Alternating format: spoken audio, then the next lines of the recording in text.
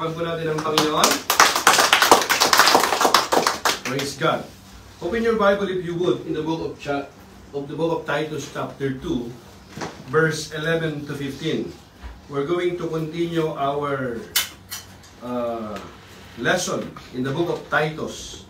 At alam po natin na marami po tayong natutunan na simula sa chapter 1 dahil dito nakita po natin na isa po sa mga may tuturing po natin na disciple ni Paul ay si Titus at kasama po dyan si Philemon, yung una po natin na pag-aralan, at mayroon pa siyang isa na disciple ay si Timothy. At dito alam po natin sa bayan po ng Crete ay mayroon pong mga Christian na doon na namumuno. At dahil dito nakita po ni Paul na mayroon pong dapat isaayos doon sa churches, dahil may mga churches doon na isaayos na mga aral at yung kanila pong leadership isaayos, yung uri ng kanilang pamumuhay dahil mayroon pong hindi po maganda na nakikita niya. Bukod doon, mayroon pong mga nanliligalig na hindi po nagbibigay ng kaluguran sa Panginoon. At bukod dito, may mga aral pa na nagtuturo doon na ibang aral doon sa itinuturo nila patungkol sa Ebanghelyo. Dahil dito, binigyan po niya ng instruction isa-isa kung ano yung dapat na pamumuhay ng isang Kristiyano, paano makitungo sa matatanda, sa mga babae, sa mga lalaki, sa mga pamilya, sa magulang, sa trabaho, sa kanilang mga boss. Lahat isa-isa po itong itinuro. Dahil ito po ay nararapat lamang ng isang tao na naglilingkod sa Panginoon, lalong-lalo na nagtuturo sa kanyang salita, ay makitaan po ng isang magandang asal upang sa ganon, maraming mga taong maniwala sa atin dahil po sa atin pong pamumuhay. Tandaan po natin, kapag ang tao alam nila na tayo ay Kristiyano, they watch our lives. Amen. Napantayan po nila ang atin pong buhay. Amen? Amen. So let us pray. Father God, we thank you sa oras na ito. Lord, we bless your name. Lord, we thank you that your word are life and spirit.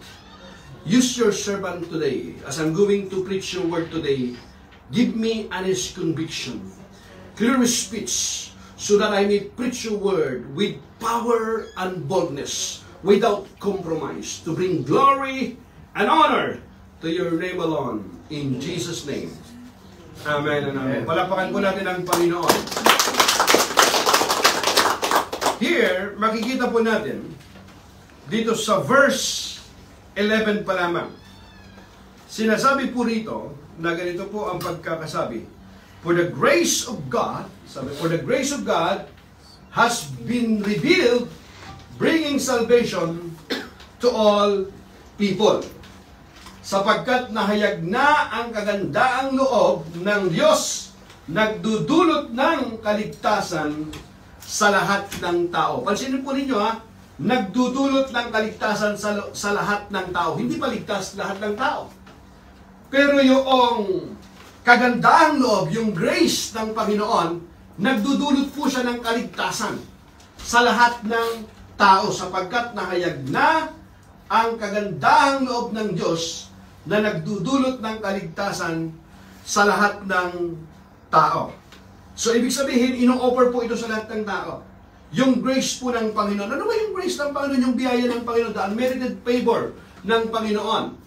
Yung hindi ka karapat-dapat na tumanggap. Ito po yung, for God so loved the world, that He gave His only begotten Son, that whosoever believes on Him shall not perish but have everlasting life. Yan po yung biyaya po ng Panginoon niya. Hindi tayo karapat-dapat, hindi naman nagkasala si Kristo, mga kapatid. Tempted everywhere, sabi ng Biblia, and yet not sin. Tinukso siya sa maraming bagay, pero hindi po siya nagkasala. Pero bakit kailangan po niya na mamatay? Dahil para sa iyo at para sa akin, yun lamang ang tanging paraan upang ikaw at ako ay magkaroon ng kapatawaran ng ating kasalanan. Wala pong tao ang kayang bayaran ng kanyang kasalanan. At dahil sa kagandang loob po ng Diyos, siya po ang gumawa po ng paraan. Dahil yung paraan na ginawa po ng tao ay hindi po nakaabot sa pamantayan ng Diyos. Sabi ng Biblia, tayong lahat ay parang mga tupang ligaw. Nagkanya-kanya tayo ng lakad, ngunit inibig ni Yahweh na sa kanya ipataw ang parusa na tayo ang dapat tumanggap. That is in book of Isaiah, chapter 53, verse 5 to 6. That is one of the most messianic prophecy in the Bible. Nang tinutukoy po doon ng Panginoong Yesus. Hindi tayo karapat-dapat na tumanggap. So hindi pa lahat ligtas ng lahat ng tao. Paano siya magkakaroon ng kaligtasan? Sa sandali, mga kapatid, na makilala niya ang Panginoong Yesus, marinig niya ang Ebanghelyo, ang katotohanan po ng Ebanghelyo. At dahil sa narinig niya na sa katotohanan ng Ebanghelyo, ito po ay magdudulot po ng pagsisisi sa kanyang puso. At that is also the work of the Holy Spirit. At dahil po sa biyaya po ng Panginoon, narinig niya ang Ebanghelyo, kilalanin niya si Kristo bilang kanyang Panginoon tagapagligtas. At dahil dito, mga kapatid, ang taong yun, magsisisi siya ng totoo at magkakamit siya ng kaligtasan. Sapagkat nahayag na ang kagandahang loob ng Diyos na nagdudulot ng kaligtasan sa lahat ng tao. Ikaw, ako, tayong lahat, anuman ang antas ng ating buhay, anuman ang ating lahi, anuman ang kalagayan mo, anuman ang iyong buhay, ang mabuting balita, ang kagandahang loob ng Diyos, pwede tayong magkamit ng kaligtasan. Amen. Amen? Palakpakan natin ang Panginoon. Sabi sa King James, for the grace of God that bringeth salvation had appeared to all men. So this verse turns the focus of Paul's letter from the Christians of Crete to a discussions of the grace of God. The mention of the appearance of grace is reference to Jesus Christ and His appearance on earth. That is in John chapter 1 verse 14. The Bible says, the Word became flesh and dwelt among us. The word in Greek word means logos. Ang verbo, ang salita. Naging tao ang salita at nakasama natin, sabi nila. Sabi ng kanyang mga disciple. We know that yung logos, yung John chapter 1 verse 14 na yan.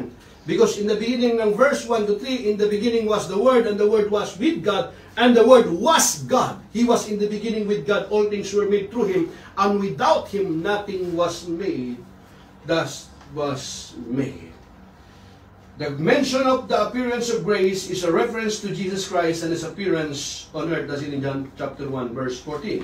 So the grace Jesus brought was responsible for bringing salvation for all people. In the past, talk of salvation was primarily focused on the Jews as God's chosen people. Why? Sapagkat sila po yung hinirang po ng Panginoon. Sila po yung pinili po ng Panginoon nang makipagtipan ang kanilang mga patriarkang sila Abraham, Isaac at Jacob. Sila malamang po yung tunay na nakakakilala. Amen? Sa tunay na Diyos. Kapag hindi ka Jews, pag hindi ka isang Israelita noon, kung ikaw hindi isang Udyo, ang tawag po sa atin ay Gentiles, hintil. Ano man ang iyong lahi, ikaw ay hintil. Doon po, ibinigay po sa kanila. Sila po nakipagtipan ng Diyos sa kanila. Doon po sa kanila pong bayan. Pero ngayon, ano man ang lahi mo, ano man ang bayan mo, ito po ay available na po sa lahat ng tao. Dahil po Amen. Sa Ebanghelyo ng Panginoong Yesus. Amen? Amen. Hallelujah.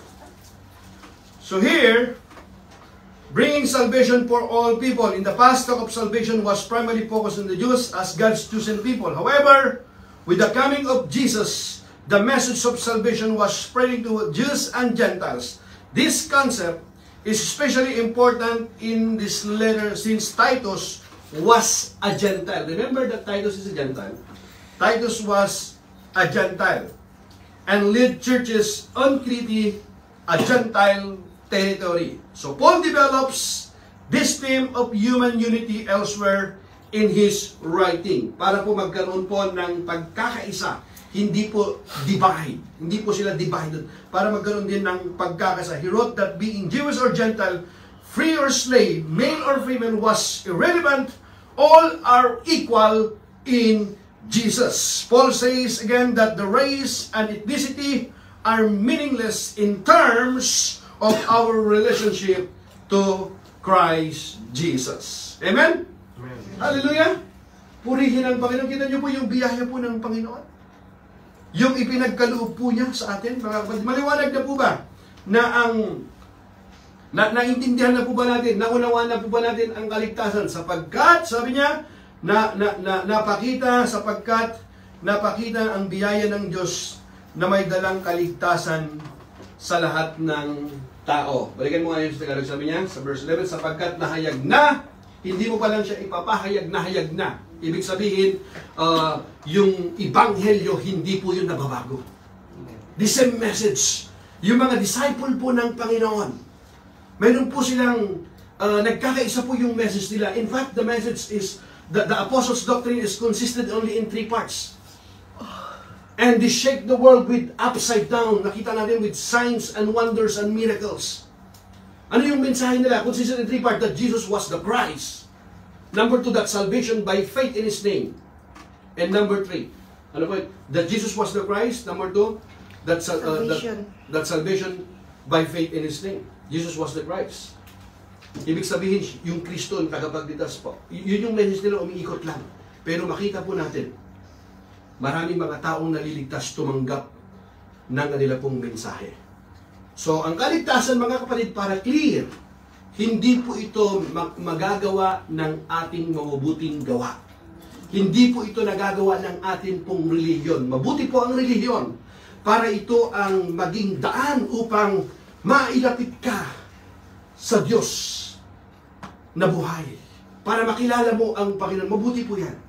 Pero ang tanging kaligtasan, mga kapatid, ay sa mamagitan po ng biyaya ng Diyos. Sa mamagitan po ng kamatayan ng Panginoon Hesus sa krus ng Kalbaryo. At kung wala po tayong relasyon sa Panginoon Hesus, totoong relasyon sa Panginoon, kahit anong gawin mo, kahit anong gawin natin, hindi natin maaabot ang pamantayan po ng Diyos. Bakit? Kasi ang standard po ng Diyos at ng tao magkaiba. Kaya ang sabi po ng Biblia, for all have sinned and fall short of the glory of God. Romans 3:23. Walang nakaabot sa pamantayan po ng Diyos. Kasi yung pamantayan mo, pamantayan ko, pamantayan natin lahat. Pwede nating sabihin na kaya nating abutin ng Diyos. Pero ang totoo, kahit anong gawin po natin, hindi natin kayang abutin ang ating pong banal na Diyos. Kaya siya ang gumawa ng paraan upang tayo ay abutin. Amen. Palakpakan natin ang Panginoon. Hallelujah! Amen, yun po ang totoo, mga kapatid. Siya po ang umabot sa atin. Hindi natin kayang abutin po ang Diyos. Kaya nga po siya nagkatawang tao eh. Bumaba rito sa lupa para tayo ay abutin niya. Kusang loob po niya yun. Yan po yung biyaya po ng Diyos na hindi tayo karapat dapat na tumanggap. Ngunit ipinagkaloob niya sa atin. Amen? Amen. Kaya araw-araw dapat pinapasalamatan natin ang Panginoon eh. Tayo mga Pilipino, alam po natin na yung napakahirap bayaran ay yung tinatawag pong utang na loob. Mahirap bayaran po yun. Di ba? Lalong-lalo na yung Panginoon, di ba? Hindi. Libre ang kaligtasan, it's a free gift. Yes, it's free gift, mga kapatid. But it cost Him something. Amen. Remember that He shed His blood on the cross of Calvary. When God created the heaven and the earth, it cost Him nothing. He just simply speak, let there be light, and there was light. But when it comes to salvation, it cost Him something. His only begotten Son. Amen? Amen. Palakpakan natin ang Panginoon. Hallelujah! Amen? Maliwanag na mga kapatid. So ang mga Kristiyano, mga totoong nakatanggap po ng Ebanghelyo, mga kapatid, kahit anong gawin po natin, hindi po ito sa mabuting gawa natin para tayo magkamit po ng kaligtasan. In fact, sabi ng Isaiah 64 verse 6, ang inyong mabubuting gawa, isang maruming basahan sa harapan po ng Diyos. So isipin mo na yung pinakamabuti mong gawin sa standard po ng Diyos. Ang sabi ng Biblia, isang maruming basahan sa harapan ng Diyos. Bakit? Napakabadal po ng ating pong Diyos. Hallelujah. Pero dahil po sa Kanya pong biyaya, bagbat siya ay banal, tayong makasalanan, makakalapit na ngayon sa Kanya dahil sa Kanyang bugtong na anak. Hallelujah. Palakpakan natin ang Panginoon. Amen? Kaya hindi tayo gumagawa ng mabuti para maligtas. Natanggap na natin muna ang kaligtasan sa magitan po ng biyaya ng Diyos, saka tayo gumagawa ng mabuti. Bakit tayo gumagawa ng mabuti para maligtas? Hindi. Gumagawa tayo ng mabuti dahil naligtas na muna tayo. Gumagawa tayo ng mabuti dahil ang nais natin ay bigyan ng kaluguran ang Diyos na umibig at nagligtas sa atin. Amen? Palakpakan natin ang Panginoon. Hindi yung nanampalataya ka, gagawa ng mabuti para maligtas. Hindi. Naligtas ka na muna. Saka ka gumagawa ng mabuti. Bakit ka gumagawa ng mabuti? Ito yung manifestation na ikaw nga ay totoong nanampalataya sa Panginoon dahil nakikitaan ka ng mabuting bagay. Nangangahulugan ba ito na hindi ka na nagkakasala? Nagkakasala ka pa rin dahil ikaw ay nandito pa rin sa iyong katawang makasalanan. Nakatira ka pa rin dito sa mundong makasalanan. Nandito pa rin si Satanas. Kaya paminsan-minsan natutukso ka, nauulog ka sa tukso. Pero ang totoong anak ng Diyos, totoong nanampalataya, kapag siya'y nagkakasala, nalulungkot siya.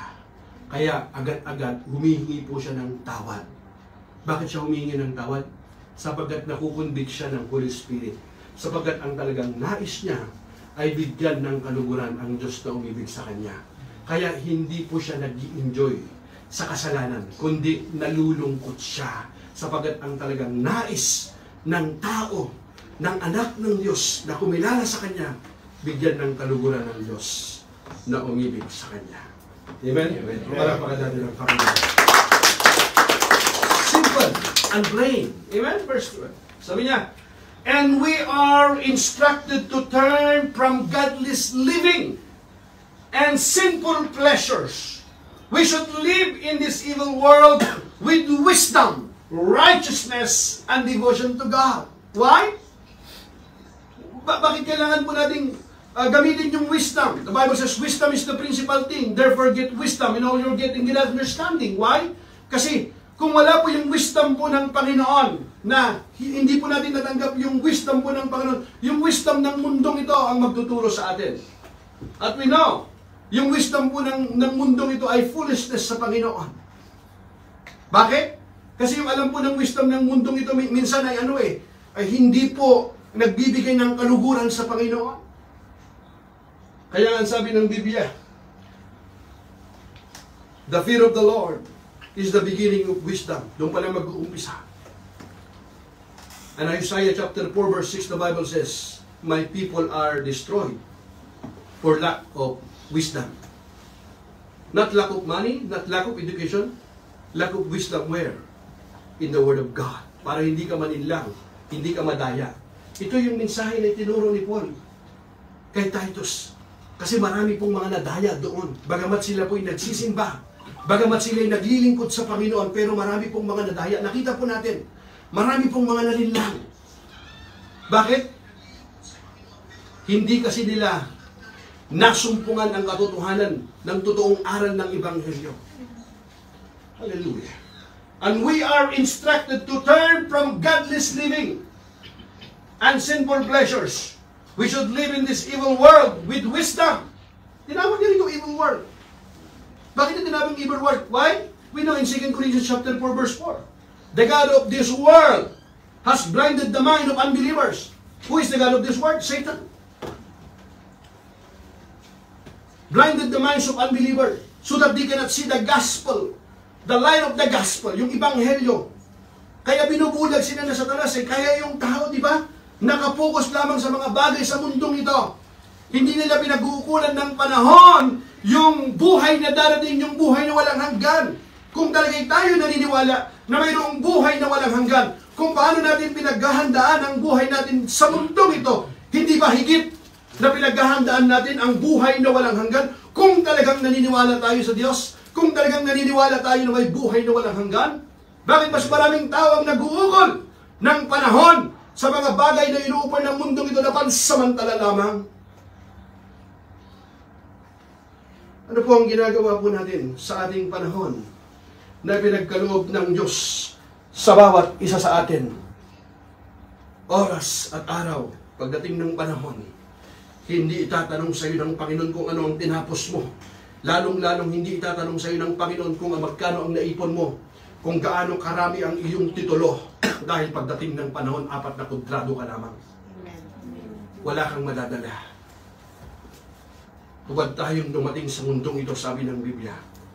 Hubad din tayong aalis. Whatever you have, that belongs to you. Dumadaan lamang siya na parang bula. Naglaho na. Ano ngayon ang ginagawa natin sa oras na inukol ng panahon sa ng Diyos sa atin, sa oras na ipinagkaloob sa atin? Tanungin mo yung katabi mo, anong ginagawa mo ngayon? Are you with me? Amen? Amen. Purihin ang Diyos. Ito ang nagtuturo sa atin na talikuran ng makamundong pamumuhay.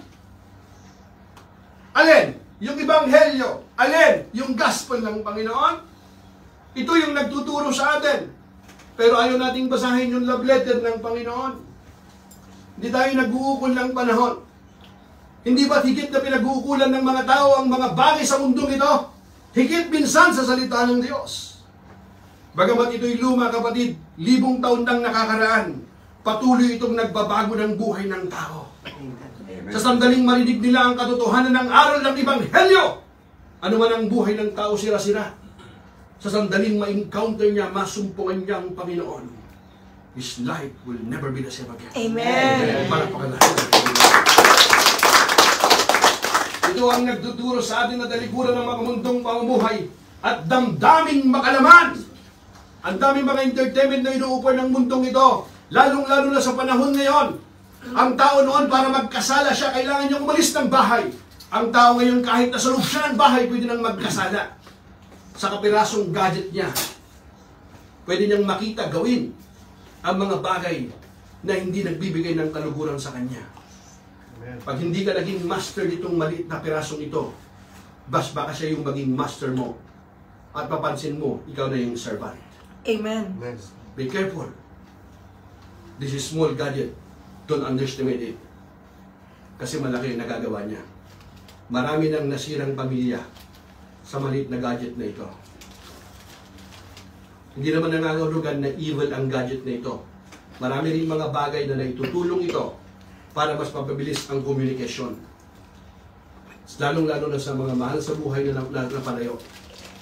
Pero pag hindi natin iningatan, hindi natin ginamit ang wisdom natin sa maliit na gadget na ito, baka pagdating ng panahon, malalaman mo, ikaw pala ay alipin na ito. Amen. Yung panahon na dapat natin iukol sa Panginoon sa paglilingkod sa Kanya, hindi na, dahil nakababad ka na sa maliit na gadget na ito. Amen. Be careful. Sabi mo sa iyong katabi, be careful. Be careful. Are you with me, mga kapatid? Amen. Amen? Ano ba ang kalimitan na pinag-uukulan natin ng panahon kapag tayo po walang ginagawa? Ako kasi pagka meron akong libreng oras, nagbabasa ako ng Biblia. Wow, galing naman. Pag wala akong ginagawa, nagdadasal ako sa Panginoon, kinakausap ko yung Panginoon. Pinagpipray ko yung bansa namin, yung pamilya ko, wow, praise God. Pero kung wala kang ginagawa, pampalipas ng oras mo, kumakain ka na nga lang, naka-open pang YouTube mo. Kumakain ka na nun. Amen? Maraming mga latest. Ano pong balita? Alam natin na yung mga nag-viral. Pero yung mabuting balita, may 1,000 taon nang nakakaraan. Hanggang ngayon, mabuting balita. Hindi nga natin alam. Ano ba yung mabuting balita? Ano yung mabuting balita? Ikaw at ako, tayong lahat, may pag-asa. Amen. Praise God. Mawala man tayo sa mundong ito, mayroong buhay na naghihintay sa atin. Dahil ang Panginoong Hesus, na ating Panginoon tagapagligtas, hindi tayo iiwan, hindi tayo pababayaan, at makakapiling pa natin siya sa kanyang kaharian. Amen. Para pa natin. Woo! Hallelujah! Ito ang nagtuturo sa atin na daliguran ng makamundong pamumuhay at damdaming makalaman at mamuhay tayo sa daigdig na ito nang may pagpipigil sa sarili, matuwid at karapat-dapat sa Diyos. Paano magagawa yun? kung wala ang Diyos sa iyong buhay. Remember mga kapatid, paano ka makakagawa ng bagay na mabuti sa mundong ito pag hindi mo muna nararanasan ang kabutihan ng Diyos sa iyong buhay? Kaya mahirap minsan ang magpatawad kasi hindi mo nararanasan sa iyong sarili. Mahirap minsan bigyan ng unawa yung kapwa mo dahil minsan hindi mo nararanasan. Sapagat hindi mo kayang ibigay ang bagay na wala ka. Maibibigay mo lang ang bagay sa iyong kapwa kung anong mayroon ka. Gusto mong magkaroon ng compassion, gusto mong magkaroon ng tunay na pag-ibig, kapayapaan sa puso, masusumpungan mo lamang sa Panginoon. Lumapit ka sa Panginoon. Kaya hindi mo inaunawaan minsan yung mga tao sa paligid mo. Alam mo, madali lang naman kapatid eh. Tingnan mo kung paano ka inuunawa ng Panginoon. Kung paano ka pinapatawad ng Diyos. Ganun mo tingnan iyong kapwa mo. Pag nakita mo yung ganun, wow, bumabait ka na pala ng konti, hindi mo napapansin. Dati-dati mainitan ng ulo mo. Pero parang hindi niya mainitan ng ulo. Kasi alam mo na kung paano ka inuunawa ng Diyos. Pasaway ka rin naman minsan. Amen.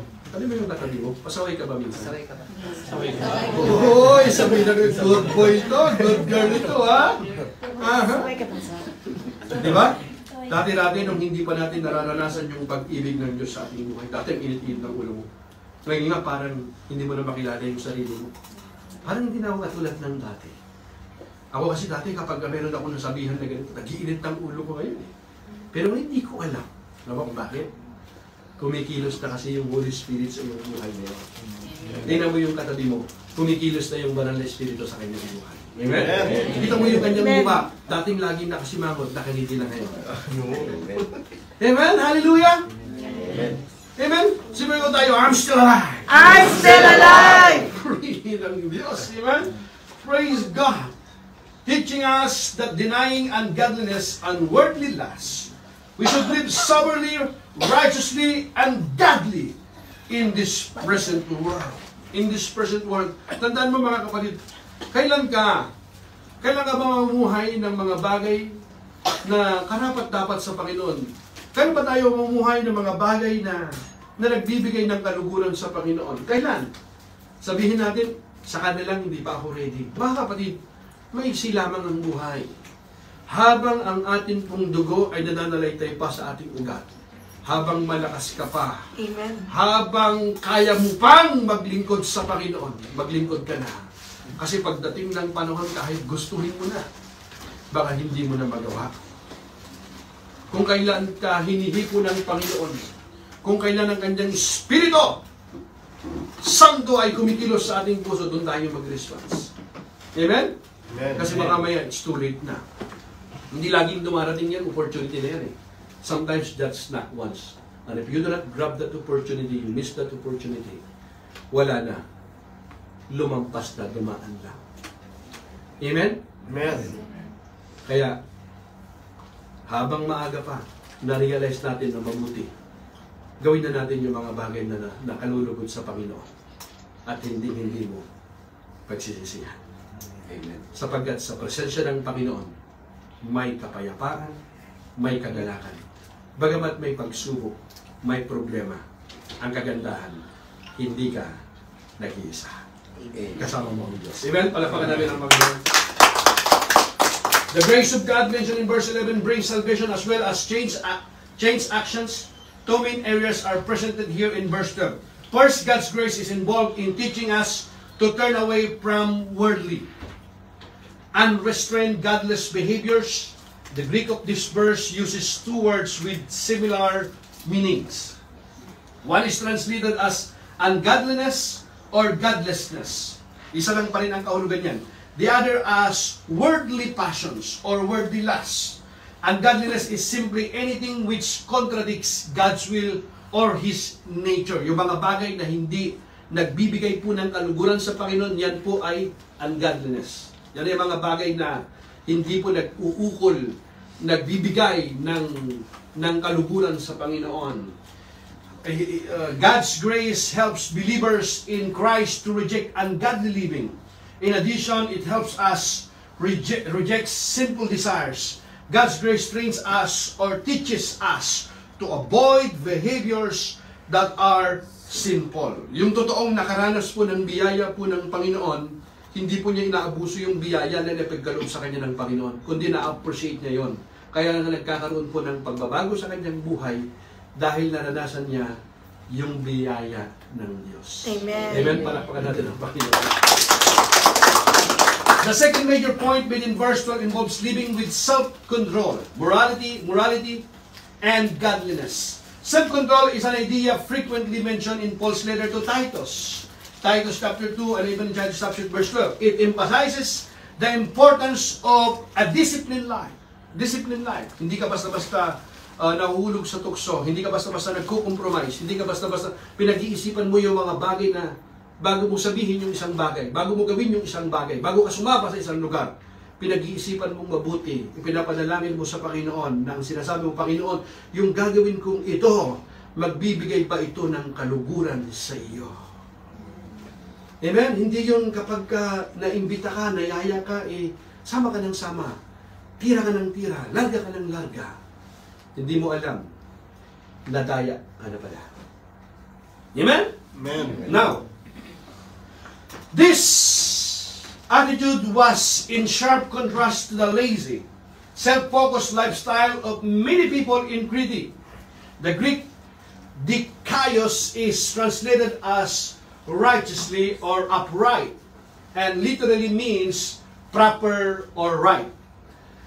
Godly is the polar opposite of ungodliness mentioned earlier in the verse. Ibig sabihin, mga kapatid, nakikitaan ka ng mga mabubuting asal, mabubuting bagay. Upang sa ganon, nagliliwanag nga si Kristo sa iyong buhay.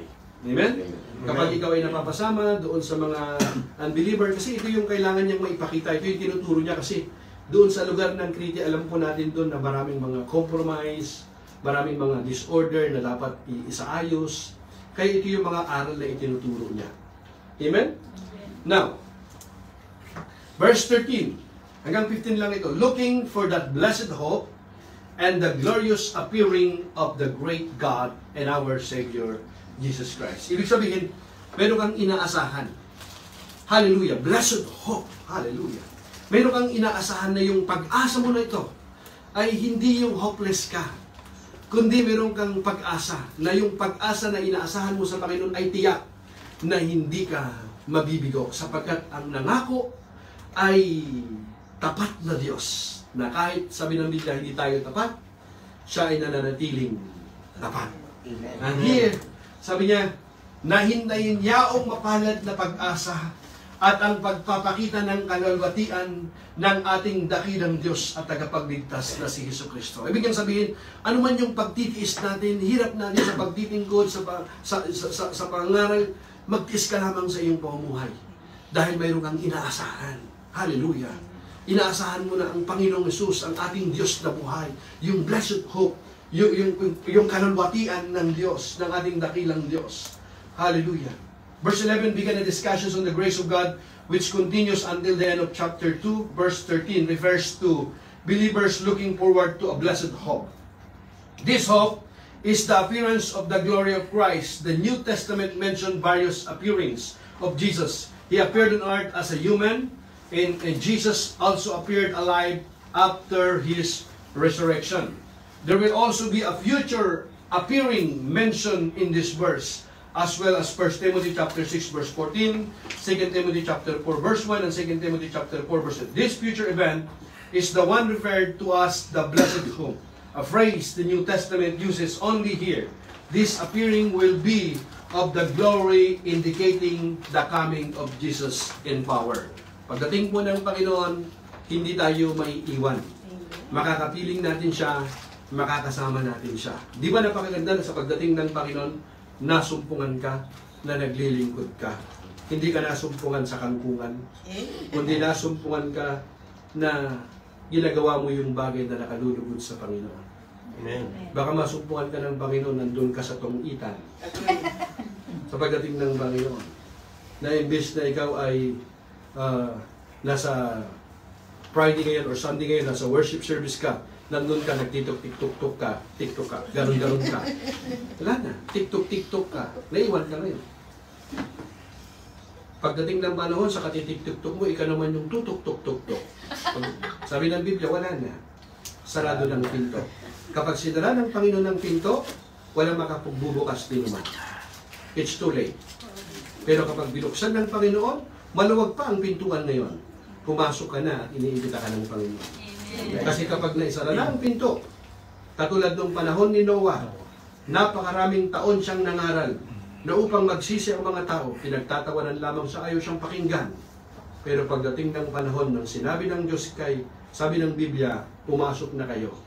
At nung pumasok na ang mga nakapasok na ang mga hayop, nakapasok na ang pamilya ni Noe, sabi ng Biblia, pagkatapos isinara ni Yahweh ang pintuan. Nag-umpisa ng pumatak ang ulan hanggang lumabas ang ulan. Ang mga tao, kung titingnan mo, maririnig mo na ang mga iyakan ng mga tao. Katok man sila ng katok, gustong-gusto nilang pumasok. Gustong-gustong buksan ni Noe ang pintuan. Pero hindi na sila makapasok. Dahil huli na ang lahat. Amen. Ngayon mga kapatid, hindi pa huli ang lahat.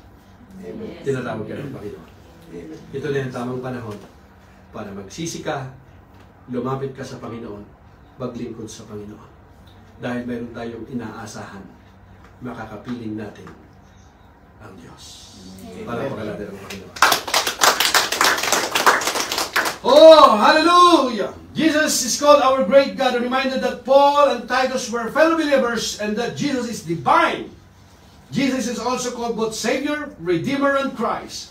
The term Christ is formed from the Greek word Christos, translated from the Hebrew term Messiah or Messiah. These multiple titles emphasize the majesty of Jesus and speak highly of His future coming. Siya yung darating, mga kapatid. Amen? Amen. Verse 14, who gave Himself for us, that He might redeem us from all iniquity, and purify unto Himself a peculiar people, zealous of good works. Hallelujah. Na siyang nagbigay ng kanyang sarili dahil sa atin upang tayo'y matubos niya sa lahat ng mga kasamaan at malinis niya sa kanyang sarili. At malinis niya sa kanyang sarili ang bayang masikap sa mabubuting gawa upang maging kanyang sariling pag-aari. Hallelujah. Napakaganda, di ba? Sipin mo na maganda na ikaw ay isa ka sa pamilya ng Diyos, purihin ng Diyos. Napakaganda, di ba? The death of Jesus is able to cleanse or purify, meaning to free from sin and its consequences. We are cleansed for Himself to serve God, not merely or personal fulfillment or improvement. Believers are a people or kingdom for His own possessions. As children of God, we are both family and citizens of a new kingdom. Kaya sabi ng Biblia, di ba? You are just what? An alien of this world, sabi ng ibang version. Ibig sabihin, you are strangers of this world. Hindi ito yung tunay niyong bayan. Nakikipamayan lamang kayo rito. Because you're true citizen of heaven. Gusto ng mga tao ngayon magkaroon ng American citizen. Pero mas maganda, meron kang citizen of heaven. Amen. Kasi yung buhay mo doon, mga kapatid, buhay na walang hanggan. Amen?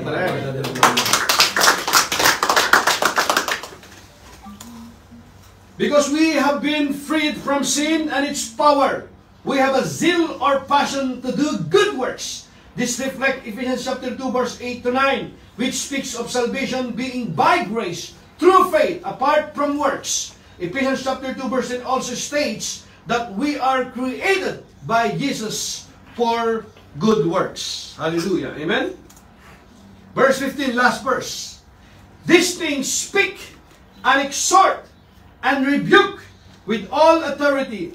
Let no man despise thee. Sabi naman? These things speak and exhort and rebuke with all authority. Let no one despise thee.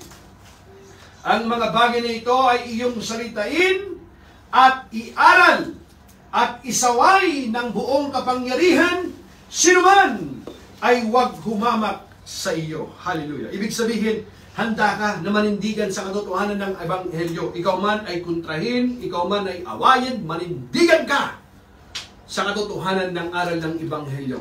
Sapagkat yan ang inahanap ng Panginoon. Yung naninindigan sa katotohanan, hindi nagko-compromise sa kanyang pananampalataya. Amen? Lahat po tayo tumayo mga kapatid. The final verse of chapter 2 begins with a general command to declare or teach certain things. The ideas Paul has in mind are the ones he has given about various groups within the church, as well as his teachings on salvation and Christian living. Titus was to exhort or encourage. To exhort is to teach or urge, focusing on the positive aspects of teaching Christian truth.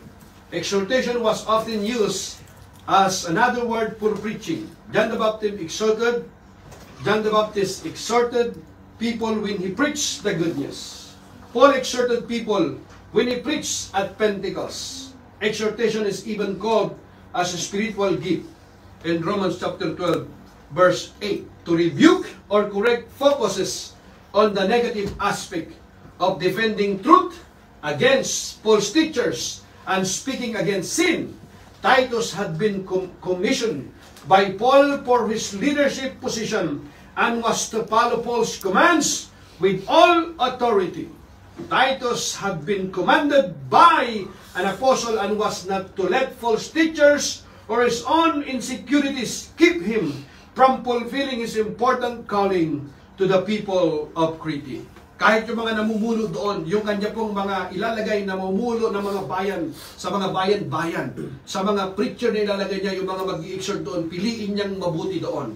Kahit pagtulong-tulungan siya, kahit nasabihan siya ng hindi maganda, manindigan siya sa katotohanan. Kaya nga tinuro ni Paul kung paano siya makitungo sa mga kabataan, sa mga matatanda, sa mga bayan. Tinuro sa kanya lahat ng yon upang siya'y maging handa sa anumang hamon na darating sa kanya. Dahil ang katotohanan mga kapatid, kapag tayo po'y namumunga na, babatuhin na tayo. Amen. Sapagkat hindi mo babatuhin ang puno ng mangga kung walang bunga. Mga kapatid, ibig sabihin, dahil nakilala natin ang katotohanan ng aral ng Ebanghelyo, ang banal na Espiritu ay nananahan sa atin mga kapatid, kaya laging galit sa atin si Satanas. Amen. Kaya nga, maraming ino-over na tukso sa atin upang tayo mahulog sa tukso, upang tayo mapalayo sa Diyos. Kapatid, manindigan tayo sa katotohanan.